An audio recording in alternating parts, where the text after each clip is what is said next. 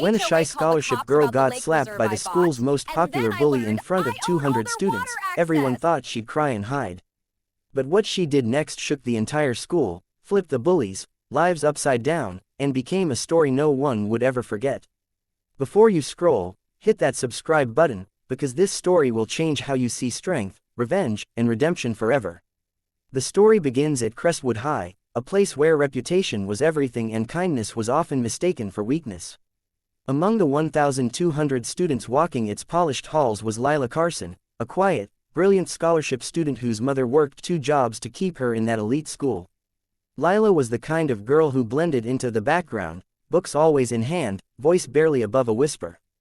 But her presence irritated the school's self-proclaimed queen, Madison Hale, a girl born into wealth and arrogance, used to getting whatever she wanted. Madison and her clique ruled Crestwood like royalty, mocking anyone who didn't fit their perfect image. They especially despised Lila for her intelligence and humble background. The tension between them had been brewing for months, but it exploded one sunny afternoon in the school courtyard, right after assembly, where nearly 200 students gathered.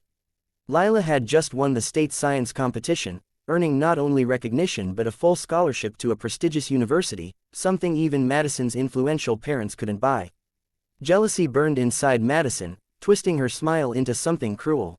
She strutted toward Lila as the crowd parted like waves for a storm, her friends snickering behind her. "Think you're better than us now, charity case," Madison hissed, her voice dripping with venom. Lila stayed silent, clutching her award certificate. Madison sneered and, before anyone could react, slapped her, hard, across the face. The sound echoed through the courtyard, silencing every whisper. Lila stumbled, her cheek flaming red. Laughter erupted from Madison's friends while phones whipped out to record the humiliation. But Lila didn't cry, she didn't run, she looked up, her eyes steady and unreadable, and in that chilling calm, Madison's laughter faltered. Lila simply said, "Thank you for showing them who you are." Then she turned and walked away. The crowd was stunned, but what no one knew was that Lila had been recording too. She'd caught months of bullying on video, including that slap.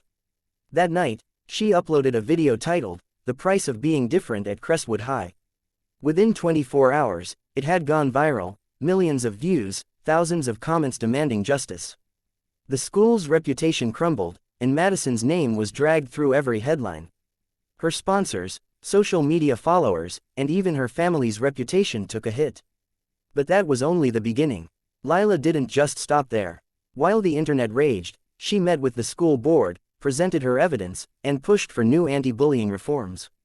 She became the face of a movement she never asked to lead, yet owned with grace and power. Madison, meanwhile, was suspended and publicly disgraced. Her friends abandoned her one by one, and even her parents' money couldn't buy back her respect. The twist came when Lila, months later, was invited to give a TED Talk titled, "The Moment I Stopped Being Silent." Standing under bright lights, looking confident and strong, she shared her story, not of revenge, but of courage. But while everyone admired her calm and wisdom, few knew the deeper twist behind her transformation. During her darkest days, before the slap, Lila had been quietly mentoring under a retired lawyer named Mr. Owens, who'd once defended bullying victims in national cases. He had encouraged her to document everything, to be strategic, not emotional. So when Madison hit her, it wasn't just an act of cruelty, it became the turning point that gave Lila the evidence and strength to take back her voice. Madison, ironically, ended up being forced to attend the same community service programs Lila sponsored. One day, during an outreach event, the two locked eyes again. Madison, stripped of makeup and pride, muttered, "I'm sorry." Lila looked at her for a long moment and replied, "Change doesn't start with sorry. It starts with never being that person again." That single line became a viral quote across the internet. Years later, Lila graduated as valedictorian, became a motivational speaker, and launched a nonprofit for bullied teens called Project Rise. Her viral story turned into a book and even a documentary that won awards.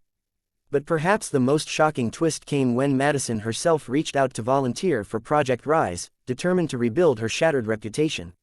Instead of rejecting her, Lila welcomed her aboard, proving that real power wasn't in revenge, it was in forgiveness and transformation. Madison eventually became one of the strongest advocates for anti-bullying campaigns, and the two former enemies stood side by side at national events, their story becoming a symbol of growth and redemption. But deep down, Lila never forgot the pain of that moment, the slap, the laughter, the humiliation. It had shaped her, broken her, and rebuilt her stronger than anyone could imagine. Every time she stood on stage, looking into the faces of thousands of students, she'd say, "Your pain is your story's beginning, not its end. Don't run from it, rise because of it." The crowd would rise to its feet, not for pity, but for respect. And as for the video that started it all, it remains one of the most watched clips on the internet, a reminder of how one act of cruelty exposed a system, transformed a victim into a leader, and changed an entire community forever. Subscribe now for more real-life inspired stories of courage, revenge, and redemption, because sometimes, the quietest person in the room is the one about to change everything.